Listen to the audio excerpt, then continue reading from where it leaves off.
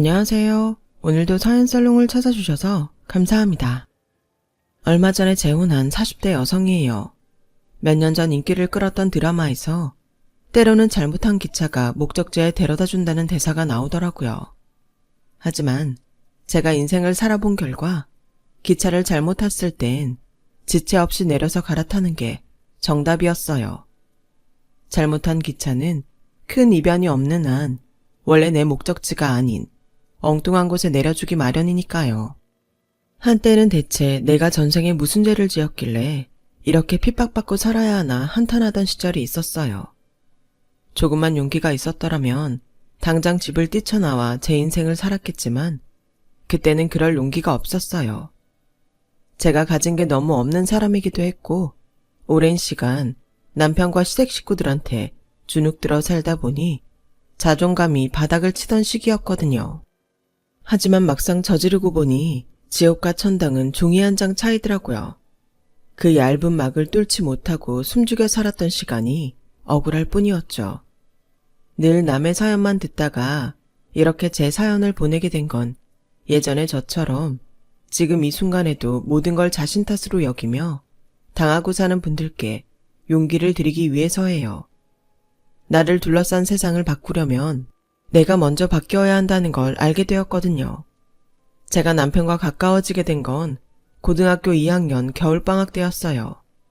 10수년간 동네 오빠 동생으로 얼굴만 익히고 살다가 오빠가 명문대에 합격해 제 과외 선생으로 오게 되면서부터니까요.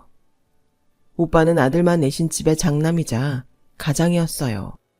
오빠 아버지께서 일찍 돌아가시는 바람에 홀어머니 밑에서 자라야 했고 아빠를 대신해 엄마와 동생을 보살피며 가장 노릇을 해야 했거든요. 아주머니는 동네 도시락 공장에서 일을 하셨는데 여자 혼자 버리로는 내 아들을 키우며 살기 벅찼고 그래서 이웃 사람들은 물론 일수쟁이한테 돈까지 끌었으며 생활해야 했어요. 아직도 어렴풋이 기억이 나네요. 오빠가 대학에 합격했던 겨울 등록 날짜를 앞두고 돈을 마련 못해서 아주머니가 온 동네를 울면서 뛰어다녔던 그날이요. 다른 건 몰라도 우리 부모님들은 자식 등록금을 못 만들어 울고 있는 사람을 모른 척하진 않잖아요. 평소 노랭이로 소문났던 일수 아줌마도 그땐 거금 50만 원을 선뜻 내놨어요.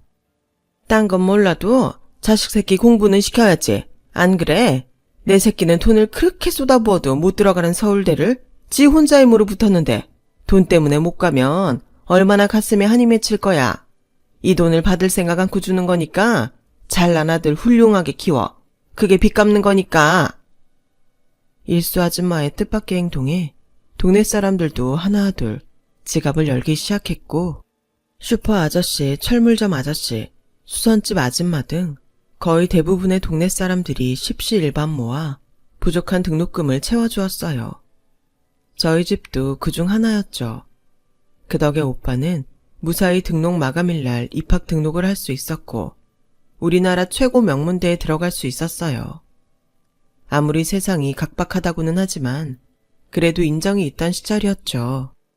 대학에 등록을 한 오빠는 입학 전까지 조금이라도 벌 생각에 가해자리를 알아보기 시작했어요. 어릴 때부터 동네 신동으로 유명했던 오빠라서 가해자리를 구하는 건 그리 어렵지 않았어요. 저희 엄마만 해도 오빠한테 제 과외를 맡기려고 롤케이크까지 사들고 집에 찾아가 부탁할 정도였으니까요. 그때까지만 해도 저희 집이 꽤 살만한 형편이라서 가능한 일이었지만요.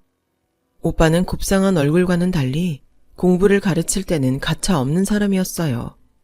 얼마나 독하게 가르치는지 학원에서 반년은 좋게 들어야 뗄 수 있는 문법책을 한 달 만에 뗄 정도였거든요. 그것도 대충 훑기만 하는 게 아니라 툭 치면 입에서 줄줄 나올 정도로 독하게 뗀 거였어요. 눈으로 읽었다고 내가 안다는 착각은 하지 마. 읽은 건 내게 아니야. 네 머리에 저장돼 있는 게 네 거지. 그러니까 이해가 안 되더라도 일단 외워. 외워놓고 문제를 보면 그땐 답이 알아서 문법에 채워질 테니까. 공부는 머리로 하는 게 아니라 노력으로 하는 거야. 부모님이 힘들게 벌어서 과외까지 시켜주시는데 너도 보답은 해야지. 어쩌면 그 예쁜 입으로 교과서 같은 소리만 줄줄 하는지 그땐 솔직히 재수가 없었어요. 그래서 싫은 소리 안 들으려고 죽어라 공부하긴 했었죠. 덕분에 고3 새학기가 시작되고 오빠랑 공부한 덕을 봤어요. 성적이 잘 나왔더라고요. 오빠 말대로 영어 문법책을 여러 번 훑었더니 수업을 들을 때 머리에 쏙쏙 들어오더라고요. 신기하게도 말이죠. 좋은 과외 선생도 얻었겠다. 1년간 열심히 해서 명문대는 아니어도 인서울 4년제는 가야겠다고 다짐하던 그때 사건이 터지고 만 거예요. 아빠가 하시던 공장이 IMF 여파로 한순간에 무너져버린 거죠. 아빠는 어떻게든 공장을 살려보겠다고 돈을 구하러 사방으로 뛰어다니셨지만 때가 때인지라 어디서도 돈은 구할 수 없었고 결국 부도가 나고 말았어요. 하루아침에 전 재산을 잃은 아빠는 그 충격으로 쓰러지셨고 기적을 바라는 우리 가족의 소망도 뒤로 한 채 세상을 떠나고 말았어요. 아빠가 허망하게 세상을 떠나시고 저희 집은 많은 게 달라졌어요. 공장을 살리려고 집을 담보로 대출을 받은 탓에 엄마와 저는 당장 살 집도 없이 길바닥에 나앉게 되었거든요. 친지분들께 사정을 말하고 돈을 융통해 보려고 했지만 저희 집이 망했다는 소문이 돌아서 그런지 아빠 장례식에도 오지 않더라고요. 저희 집이 잘 살 때는 문턱이 닳도록 드나들던 사람들이 말이에요. 거기다 더 충격적인 건 친할머니의 말이었어요. 혹여 함께 살자는 말은 하지 마라. 내 아들이 싸늘한 주검이 되도록 너는 도대체 뭘 한 거냐? 잘난 남편 덕에 호강하고 살더니 네 남편이 저리 되도록 뭘 했냔 말이야. 사방 잡아먹은 며느리 난 필요 없다. 태를 이을 아들도 하나 못 낳은 주제에 늙은 시부모 집에 들어와 살겠다는 염치 없는 소린 하지 말거라. 내 아들도 죽은 마당에 더는 너랑 네 딸 볼 생각도 없다. 애초에 친가에 들어가 살 생각도 없었지만 남편 잃은 며느리와 손녀딸 앞에서 모진 말만 퍼부어대는 모습을 보니 엄마도 저도 정이 뚝 떨어졌어요. 결국 외가에서 어렵게 마련해준 약간의 돈으로 월세방을 얻어 엄마랑 저는 이사를 했어요. 제가 고3이라 엄마는 우리 집에서 가까운 곳에 방을 얻었고 저는 다니던 학교를 계속 다닐 수 있었어요. 집이 그렇게 되고 나니 더는 과외를 받을 형편이 안 돼서 오빠한테 과외를 그만두게 됐다고 말했어요. 그랬는데도 오빠가 이사한 저희 집에 왔지 뭐예요. 단칸방에 조촐한 살림 몇 가지가 다인 형편이 창피해 제발 돌아가라고 소리쳤지만 끝내 오빠는 집 안까지 쫓아 들어왔어요. 그리고는 아무렇지도 않게 상을 펴곤 수업을 하자고 하더라고요. 돈 받을 생각 없어. 그러니까 앉아. 집 망했다고 공부까지 그만둘 셈이야. 학생이 공부 안 하면 뭐 할 건데. 나가서 돈이라도 벌 거니? 그러니까 잔소리 말고 책 펴. 누가 공부 안 하겠대. 우리 집 망한 걸 보이는 게 창피해서 그러는데 오빠까지 왜 이래? 오빠가 진짜 선생이라도 되는 줄 착각하는 모양인데 웃기지 마. 오빤 고작 과외 선생이잖아. 그러니까 괜한 동정 말고 가라고. 자존심이 상해 멋대로 짓거렸어요. 그러자 오빠가 그러더군요. 고작 이런 걸로 자존심이 상한다고? 난 돈 낼 사람들이 돈 모아 등록금까지 대줬어도 하나도 자존심 안 상했어. 내가 성공해서 갚아드리면 되니까. 내가 시간이 남아 돌아서 너 싫다는 과외 해주겠다고 온 줄 아니? 사람이 정이란 게 있는 거잖아. 우리 집 형편 어려워서 등록금 못 내서 걱정할 때 너희 어머님도 내 학비에 돈 보태라고 돈 주고 가셨어. 그때 받은 고마움 나도 갚고 싶다고. 사람 인생 어떻게 될지 몰라. 지금은 힘들어도 언젠가 어깨 펴고 떵떵거리며 살 날 올지 아무도 모르는 거라고. 그러니까 철없이 굴지 말고 앉아서 책 펴. 그게 지금 네가 할 수 있는 최선의 효도니까. 고작 1살밖에 차이 안 나는 오빠가 그렇게 어른스러울 수가 없었어요. 철딱선이 없던 저와는 천지 차이였죠. 오빠는 제가 수능시험을 볼 때까지 돈 한 푼 안 받고 과외를 해주었어요. 나중에 이 사실을 안 엄마가 고마운 마음에 돈봉투를 건넸지만 그마저도 사양하곤 받지 않더라고요. 오빠 덕분에 저는 원하던 대학에 합격할 수 있었고, 합격증을 받던 그날 오빠랑 데이트를 했어요. 데이트라고 해봐야 신림동 순대타운에 가서 순대볶음을 먹고 홍대에 나가 길거리 버스킹을 보고 아이 쇼핑을 한 게 다였지만 이제 갓 20살이 된 제게는 신세계나 마찬가지였어요. 오빠는 이후에도 제 아르바이트 자리도 알선해주고 오빠네 학교에 데려가 도서관과 캠퍼스 구경도 시켜주었어요. 그리곤 제 손에 커플링을 끼워주며 사귀자고 하더군요. 대학 합격과 동시에 멋진 남자친구까지 생기다니 세상 부러울 게 없었어요. 하지만 기쁨도 잠시. 얼마 뒤 오빠는 입영 통지서를 받게 되었고 사귄 지 2달도 채 안 된 시점에 오빠는 군대를 가게 된 거예요.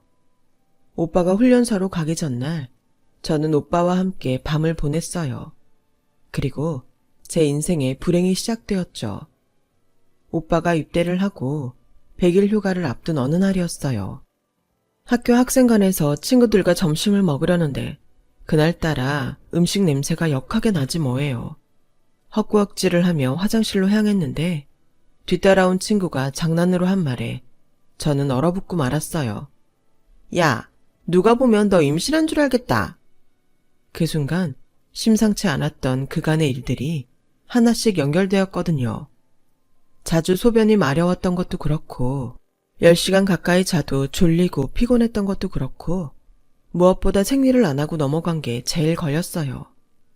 평소 생리 불순이 심했던 탓에 1-2달 거르는 건 예사라서 그런 줄 알았는데 아무래도 아닌 것 같더라고요. 순간 머릿속에 멍해지는 게 앞으로 어떻게 해야 할지 모르겠더라고요.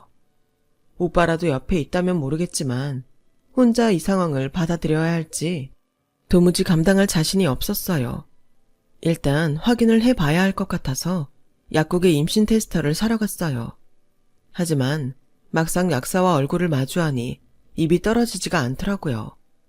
그래서 한참을 고개 숙인 채 떨고 있었더니 약사가 조용히 물었어요. 혹시 임신 테스터가 필요하냐고요. 그래서 고개만 끄덕였죠. 그런데 하필 그때 오빠네 엄마가 파스를 사러 약국에 들어온 거예요. 아주머니 얼굴을 보자 지레 겁을 먹은 저는 그대로 약국을 빠져나왔어요. 오빠랑 데이트를 하다가 몇 번 들킨 적이 있어서 우리가 사귀고 있는 걸 알고 계신 터라 임신 테스터를 사는 걸 들키면 단박에 걸릴 것 같았거든요.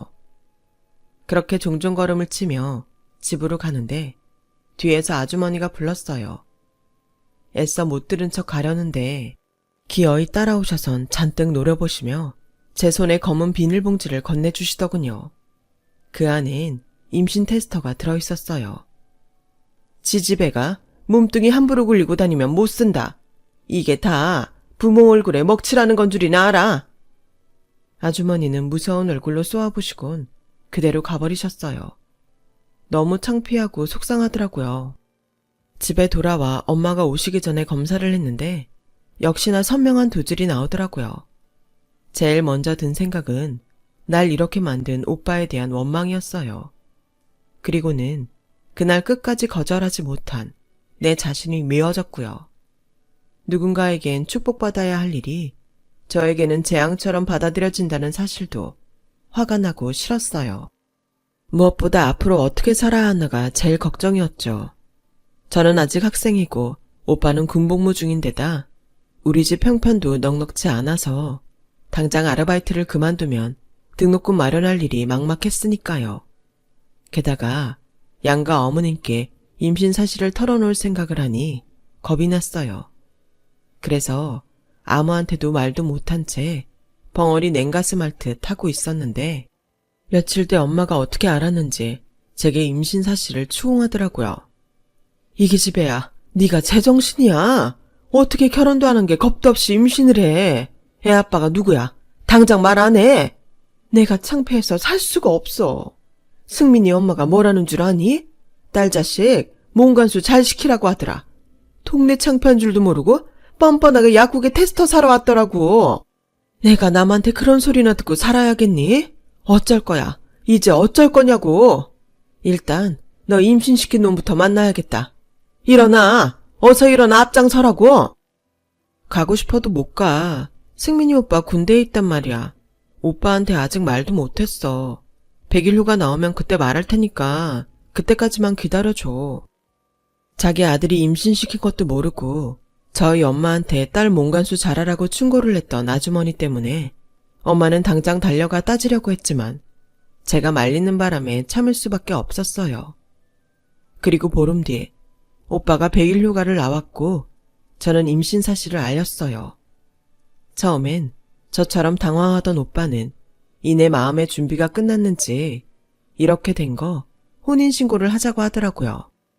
그래서 양가 어머님들께 임신 사실을 말씀드리고 혼인신고를 했어요. 물론 반대가 만만치 않았죠. 특히 저희 시어머님이요.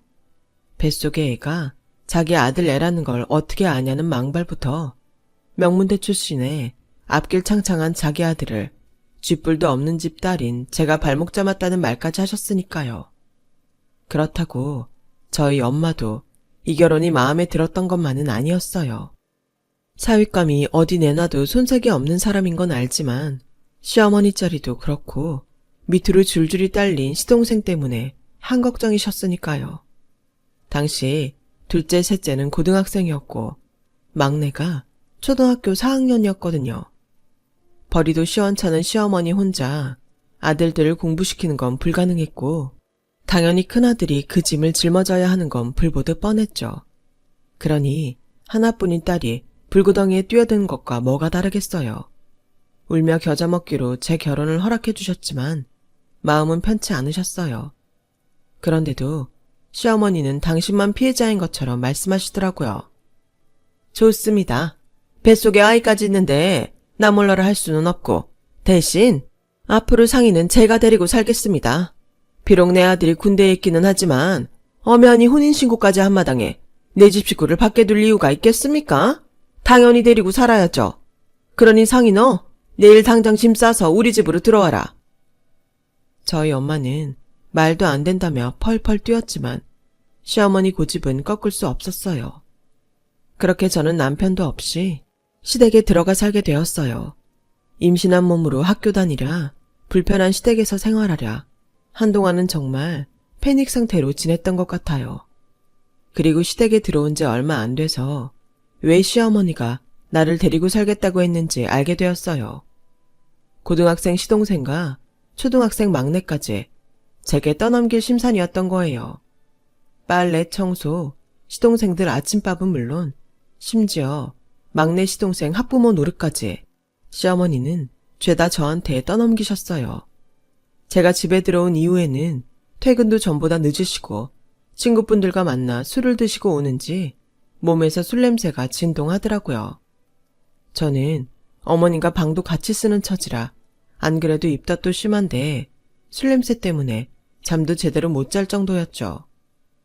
그렇게 육체적 노동과 정신적 스트레스가 극에 달하던 어느 날 결국 저는 유산을 하고 말았어요. 그러자 시어머니는 못난 며느리 때문에 손주를 안아보지도 못하고 떠나보냈다며 제 탓을 하시더군요. 누구보다 힘든 건 바로 저였는데 말이에요. 엄마가 몸 추스를 때까지라도 친정에 데리고 있다가 보내겠다고 했더니 자식 잡아먹은 게 무슨 유세라고 친정에서 몸조리를 한답니까? 너도 입 있으면 말해봐라. 네가 지금 친정 가서 두 다리 쭉 뻗고 쉴 처지냐? 내 손주는 세상 빛도 못 보고 무지개 달을 건넜는데? 아니지. 차라리 이참에 친정 가서 푹 쉬어라. 그리고 애도 없어진 마당에 내 아들 놔줘. 애초에 네가 몸뚱이만 함부로 안 굴렸어도 결혼 안 했을 거 아니니? 죽은 애한테 미안하지만 차라리 잘된 일인지도 모르겠다. 안 그러니? 기다렸다는 듯 저를 내쫓으려는 시어머니를 보자 오기가 생겨서 남편이 제대할 때까지 그 집에 꼭 붙어있겠다 다짐하게 됐어요. 그게 얼마나 바보 같은 생각이었는지 그땐 모른 채 말이에요. 퇴원 후 시댁으로 돌아온 저는 길을 쓰고 하루하루를 버텨냈고 드디어 남편이 제대를 하게 되었어요. 남편은 집에 돌아와서도 아이 얘기는 일절 꺼내지 않았어요.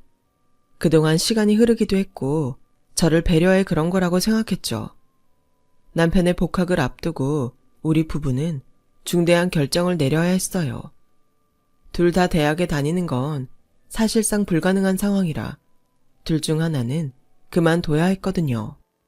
남편은 대학만 졸업하면 취업 가능한 서울대 출신이고 저는 그저 그런 대학 출신이니 결과는 불보듯 뻔했죠. 친정 엄마는 어떻게든 등록금을 대줄 테니 졸업을 하라고 하셨지만 그럴 수가 없었어요. 제가 학업을 포기하는 건 제 등록금 때문만은 아니니까요. 엄마한테 말은 안 했지만 시동생 대학 등록금을 대야 했거든요. 거기다 생활비도 벌어야 했고요. 그래서 프랜차이즈 레스토랑에 입사 원서를 냈고 다행히 정직원으로 합격할 수 있었어요. 월급은 많지 않았지만 4대 보험도 되고 은행 대출도 가능해서 심적으로 안정이 되더라고요. 고정적인 수입이 들어오니 확실히 생활도 안정이 되어갔어요. 하지만 변하지 않은 것도 있었어요. 일 끝나고 집에 돌아가면 여전히 빨랫감과 설거지가 가득했고 내 몸 하나 가누기도 힘든 와중에도 눈앞에 산적한 집안일을 해치워야 했거든요. 집에 사람은 많은데 누구 하나 도와주는 사람은 없었어요.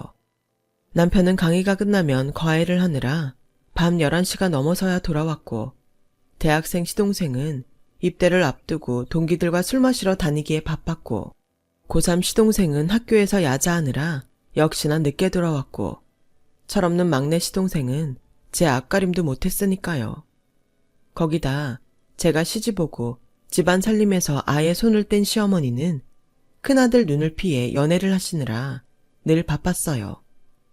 남편이 취직할 때까지만 참자. 시동생이 군대 갈 때까지만 참자. 막내 시동생 대학 갈 때까지만 참자. 늘 그렇게 참기만 하면서 살았네요. 남편은 대학 졸업 후 바로 대기업에 취직을 했고 동기들보다 먼저 승진을 거듭한 끝에 과장이 되었어요.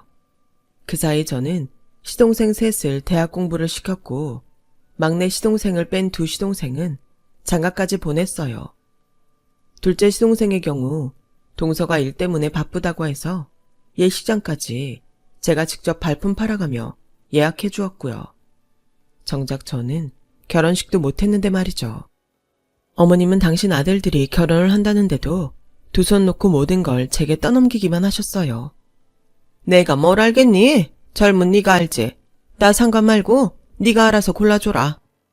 말은 그렇게 해놓곤 꼭 나중에 가서는 불평을 늘어놓으셨어요. 예식장이 외지다는 둥, 음식이 입에 안 맞는다는 둥 하면서 말이죠. 그러면서 당신이 받을 예단은 일일이 다 따져가며 다 챙겨 받으시더라고요. 한복은 디자이너가 직접 만든 핸드메이드가 아니면 안 입겠다던가 백이며 구두는 백화점에 직접 가서 본인이 고르겠다거나 목걸이 반지는 세트로 받겠다 등등.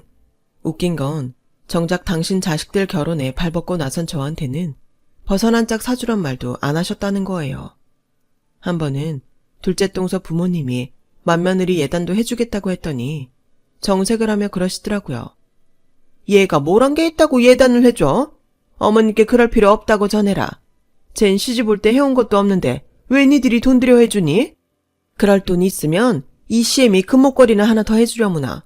나이가 드니 목이 허전해서 뭐라도 하나 걸어야지 안 되겠다. 해온 게 없으니 받을 생각도 말라고 하시는데 어이가 없었어요.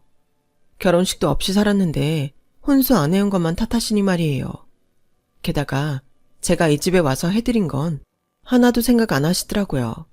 내가 벌어 시동생들 대학도 보내고 시동생들 신혼집 구하는데 매번 보태줬는데도 그게 다 잘난 큰아들 덕이라고만 하지 맏며느리 덕이란 소린 죽어도 안 하세요. 어머님이 이러시니 시동생들도 똑같이 저한테 받아갈 줄만 알지 고맙다는 말 한마디 없었어요. 을의 큰형수는 자기들한테 뭐든 해줘야 하는 사람으로만 알더라고요. 그건 남편도 마찬가지였어요. 연애할 때는 그렇게 다정하던 남편이 막상 결혼하고 보니 자기 엄마랑 형제들 생각만 하지 제 생각은 눈꼽만큼도 안 하더라고요. 저희 친정엄마가 돌아가셨을 때도 제 마음 아픈 건 생각 않고 회사일 오래 빠지면 안 된다고 장례식 일정을 당겨서 2일장으로 끝내자더군요. 자기 집 경조사 때는 악착같이 저를 부려가며 챙겨놓곤 하나뿐인 친정엄마 장례식도 줄여서 하자는 말에 그동안 서운했던 감정이 폭발해 한마디 했더니 저보고 뭐라는 줄 아세요? 당신은 열등감이 너무 심해서 탈이야. 상황에 따라 유동적으로 처리하자는데 매번 피해의식에 사로잡힌 사람처럼 징징거리기만 하잖아. 제발 어른답게 행동하라고. 그때 어느 정도 마음속으로 남편에 대한 마음을 정리했던 것 같아요. 이 남자한테는 더 기대할 게 없다는 걸 알았거든요. 이후로는 껍데기만 부부로 살았지 속은 남남이나 마찬가지였어요. 그러다 그 사건이 터진 거예요. 결혼 23주년 기념일을 앞두고 남편 선물을 사러 백화점에 갔는데 거기서 남편이 내언녀랑 데이트하는 장면을 목격한 거예요. 솔직히 놀랍지도 않았어요. 벌써 3년 넘게 회사 일로 바쁘다는 핑계로 외박이 잦았고 집에 와서 벗어놓은 옷에는 여자 향수 냄새가 진동을 했었거든요. 그럴 때마다 접대하느라 룸사롱에 갔다가 그곳 아가씨한테 묻은 거라 했지만 제가 바본가요? 어떻게 매번 다른 아가씨들이 같은 향수를 뿌려요? 그런데도 속는 척 해줬어요. 확실한 증거를 잡을 때까지는 발톱을 숨기고 있으려고요. 유명 주얼리 브랜드숍 앞에 선 남편은 진주 목걸이를 골라 내언녀 목에 직접 걸어주며 마음에 드냐고 묻더군요. 그래서 제가 대신 대답해 주었죠. 여자한테 진주 목걸이 사주면 눈물 흘릴 일이 많아진다는데 괜찮겠어? 그러자 남편이 기겁을 하더군요. 네 와이프한테는 싸구려 결혼 반지도 안 해줘놓고 내연녀한테는 값비싼 진주 목걸이도 다 사주네. 네가 이러고도 인간이니? 이 개놈의 자식아. 그러자 남편 옆에 있던 내연녀가 피식 웃으며 그러는 거예요. 이 여자가 애 핑계로 자기 발목 잡았다는 와이프야? 이렇게 무식하니까 자기가 말이 안 통해서 대화를 못하겠다고 하지. 이봐요 아줌마, 여기 공공장소야. 제발 품위 좀 지키세요. 돗대기 시장원 아줌마처럼 굴지 말고. 놀랍게도 뻔뻔한 여자의 행동에도 화가 났지만 그런 상황에도 여자의 허리를 두른 팔을 놓지 않는 남편의 행동에 더 화가 났어요. 그 자리에 더 있다가는 왠지 저만 이상한 사람이 될 것 같아서 바로 집으로 돌아왔어요. 그날 남편은 밤늦게 돌아왔고 제가 낮에 있던 일을 추궁하자 오히려 제게 화를 내더라고요. 제발 구질구질하게 굴지 좀 마. 지금껏 쥐뿔도 없는 내가 누구 덕에 동기들 누르고 승진했는지를 알아? 계열사 회장 딸인 그 사람 덕분이야. 너 그동안 내가 벌어다주는 돈으로 사모님 소리 들어가며 살았잖아. 그럼 그 대가를 치를 줄 알아야지.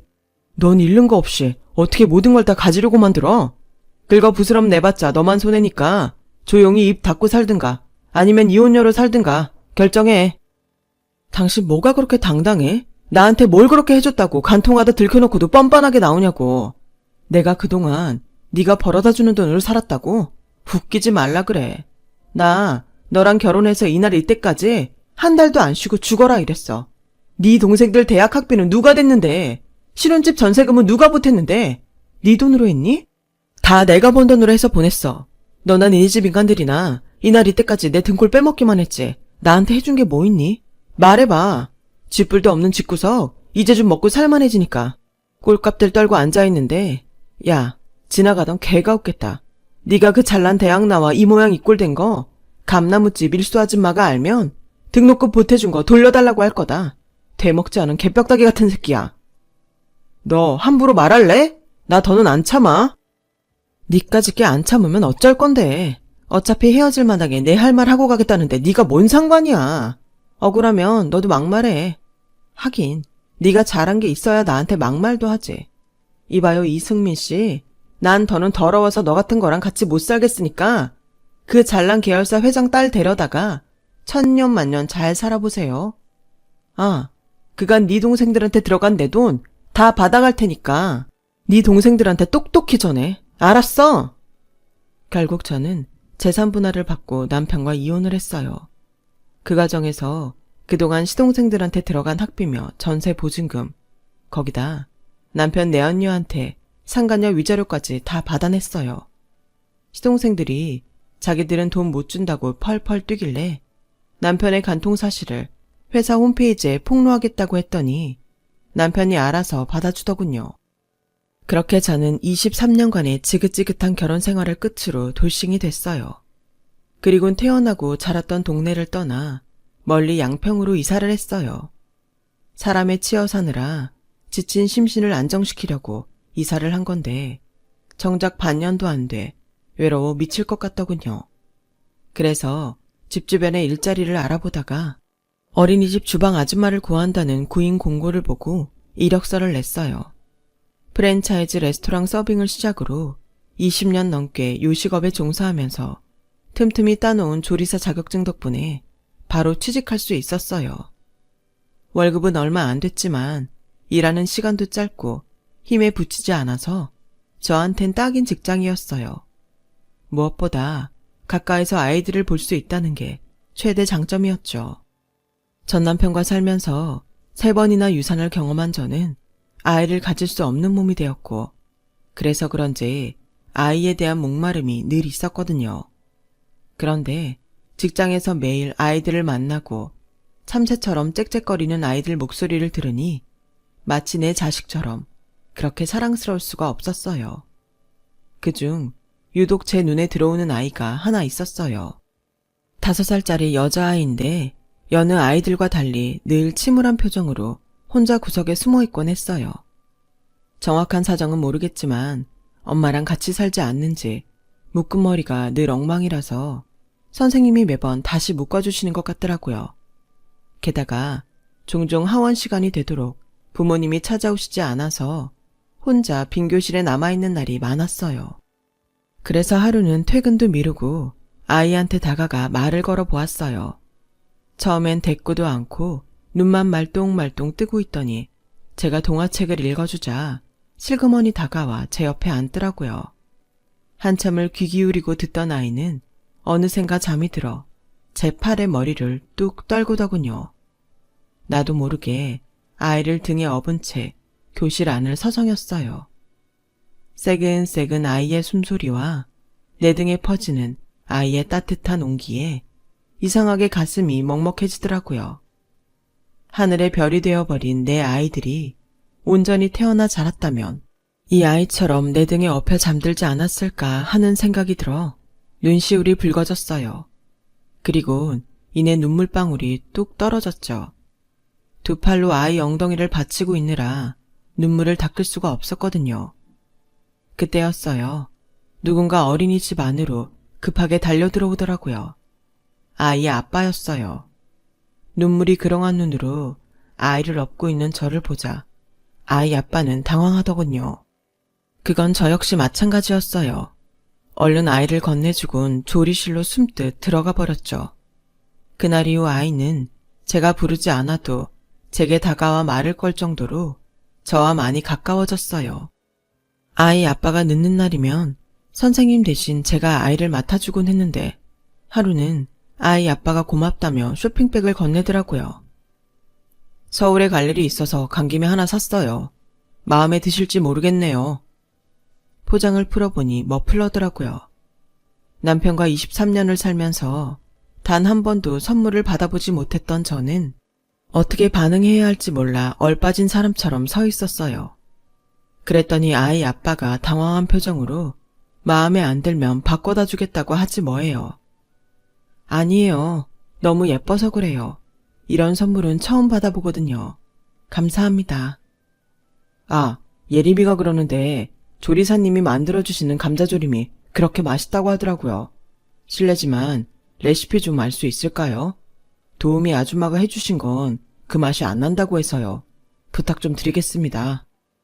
며칠 뒤 저는 예림이가 잘 먹는 몇 가지 반찬들 레시피를 적어 예림이 아빠한테 전해주었어요. 그 일을 계기로 종종 예림이 아빠와 대화를 나누게 되었어요. 난임으로 고생하다 결혼한 지 10년이 넘어서야 예림이를 가졌어요. 예림이 엄마가 몸이 약해서 출산을 할 상태가 아니었는데 어렵게 가진 아이라 포기를 안 하더라고요. 결국 예림이 엄마는 예림이를 낳고 얼마 안 돼 세상을 떠났고 서울에서 회사를 운영하며 일에 빠져 살던 예림이 아빠는 아이와 많은 시간을 보내기 위해 양평으로 이사를 한 거죠. 현재는 주로 재택근무를 하고 있는데 중요한 미팅이 있을 때는 서울에 가야 해서 종종 예림이를 늦게까지 어린이집에 두곤 한다고요. 아이가 낯가림이 심해서 아이 돌보미를 고용해도 좀 저랑 같이 있으려고 하지 않아서 어린이집 원장님한테 부탁을 드렸다더군요. 저 역시 순탄치 않았던 제 결혼 생활을 숨김없이 털어놓았어요. 3번의 유산으로 아이를 가질 수 없게 된 것과 그로 인해 결혼 생활 내내 죄인처럼 살아야 했던 것까지 다요. 서로 상처가 있어서 그런 건지 예림이가 우리 둘 사이에 매개체가 되어주어서 그랬는지 예림이 아빠와 저는 마음이 잘 통했고 얼마 뒤 예림이와 함께 나들이도 다니고 집에서 함께 빵과 쿠키도 만들 정도로 가까워졌어요. 그러다 예림이 초등학교 입학을 앞두고 살림을 합치게 되었어요. 아무래도 아이가 학교에 들어가면 엄마 손이 많이 필요할 테고 어차피 할 결혼이라면 아이를 위해서 조금 앞당기자고 마음을 모았거든요. 언젠가 결혼식도 못하고 23년을 살았다는 말을 했던 적이 있는데 예림이 아빠는 어떻게 그걸 기억하곤 재혼임에도 결혼식을 하자고 했어요. 그럴 필요 없다고 한사코 거절을 했지만 막상 웨딩샵에서 웨딩드레스를 입어보니까 만감이 교차하더라고요. 이제야 내가 제대로 된 내 인생을 살게 된 것 같았거든요. 마치 지난 세월들이 하룻밤 꿈처럼 아스라이 느껴졌어요. 결혼 후 우리는 양평집을 정리하고 서울에 신접살림을 차렸어요. 그리곤 마치 처음부터 한 가족이었던 것처럼 살게 되었죠. 그러다 얼마 뒤 남편과 함께 부부 동반 동문 모임에 가게 되었어요. 결혼식을 할 때까지는 몰랐는데 남편도 서울대 출신이더라고요. 명문대라 그런가 동문들도 하나같이 대단한 사람들이더라고요. 서로 다른 분야에 있어도 학연을 통해 끈끈한 유대를 이어가는 걸 보니 문득 의문이 들더라고요. 이런 모임이 있는데 왜 전 남편은 20년 넘도록 왜 한 번도 나를 동문 모임에 데리고 나가지 않았을까 하는 거였어요. 그런데 그 순간 내 앞에 전 남편이 나타났지 뭐예요. 야, 네가 여긴 왜 와 있어? 미쳤어? 우리 이혼했잖아. 오늘 이 자리가 나한테 얼마나 중요한 순간인데 나타나서 깽판을 치려들어? 네가 달라는 돈도 다 줬는데 뭐가 부족해서 여기까지 왔냐고. 길게 말할 거 없어. 누가 알아보기 전에 당장 꺼져. 내 눈앞에서 사라지라고. 정신 차려. 나도 올만하니까 온 거야. 그리고 너야말로 정신 차려. 네가 뭐라고 위험한 마당에 내가 널 따라다니겠니? 나한테 신경 끄시고 너 갈 길 가세요.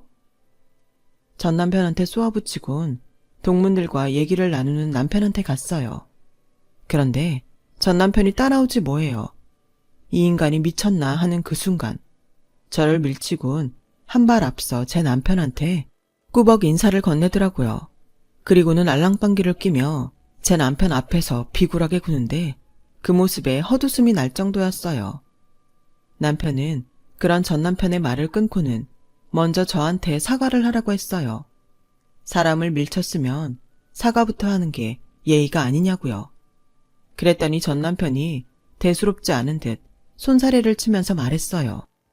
아, 이 사람한텐 신경 안 쓰셔도 돼요. 애초에 여기 올 자격도 없는 사람이니까요.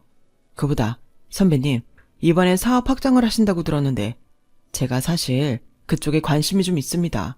괜찮으시다면 언제 시간 좀... 이보세요. 내 와이프가 왜 이 자리에 올 자격이 없는 사람입니까? 그쪽이야말로 이 대화에 낄 자격이 없는 사람 아닌가요? 좋은 말 할 때 당장 사과하세요. 제 남편의 말에 전 남편은 어리나간 사람처럼 눈에 초점이 풀렸고 저를 향해 90도로 인사를 하며 죄송하다고 사과를 했어요. 그리고는 금방이라도 얼굴이 터질 것처럼 붉어져서는 꽁지가 빠지게 도망쳐버렸어요. 나중에 알고 보니 전 남편이 내연녀의 변심으로 버림받자 회사에서는 당장 전 남편을 공고사직 명단에 올렸고 실직 위기에 몰린 전 남편은 제 남편 회사에 취업하기 위해 청탁을 하려고 동문회에 왔던 거더라고요. 한 치 앞도 모르는 게 인생이라고 전 남편은 끝까지 저한테 함부로 굴다 제 발로 기회를 찬 꼴이 된 거예요. 이런 걸 보면 복이나 화는 하늘이 내리는 게 아니라 인간 스스로 짓는 게 아닐까 싶어요. 그래서 착하게 살아야 하는가 봅니다.